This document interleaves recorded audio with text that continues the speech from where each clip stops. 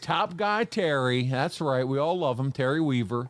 And he had a question. He said, Arn, you were managed by three very different but notable managers, and J.J. Dillon, Bobby the Brain Heenan, and Paul Heyman. I understand that the Dangerous Alliance ended in WCW after a contract dispute with Paul Lee in WCW.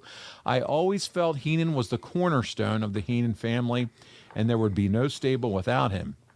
Do you feel this was true of the Dangerous Alliance with Dangerously as the leader? Even with the incredible level of talent that made up this group, could there have been a chance of keeping that stable without him? I don't think anybody knew what we had, be honest with you. They didn't know where some of these guys' careers were going, obviously. And it was like they threw Larry and I together just a couple of weeks after Barry and I were done and the Horseman thing was done. And there was one little promo that I said, I'm not going to worry about anybody but me and this man here. And, you know, it was underplayed and they put us together and it just so happened it worked. Putting all these guys with Paul Lee, who was starting to come into his own and was a great guy on the stick. You know, it was a great Band-Aid on what the company needed. They were still trying to get these babyface superstars built. And that was a group of guys that knew how to do it. And we were put together by necessity, I think, more than anything else. But I still don't think anybody at that time looked around and went, man, pushing the wrong guys. These are the five guys you need to push, and as well as Medusa.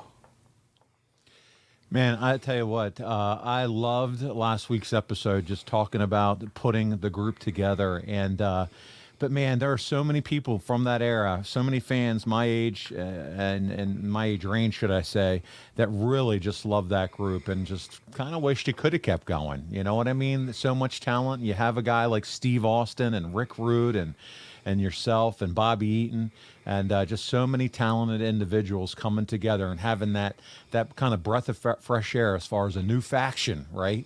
Not the Four Horsemen, not a group trying to, let's add some different members, but this was a brand new faction and really felt like it was going to breathe some new life into the WCW, and what you've said was still kind of a new company.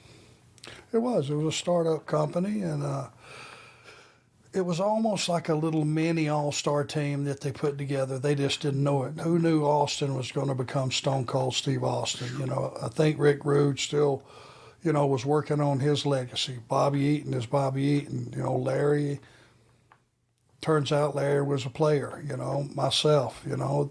It's a good group of guys. Paul Lee, Medusa. You know, it was an incredible group. For sure, sir.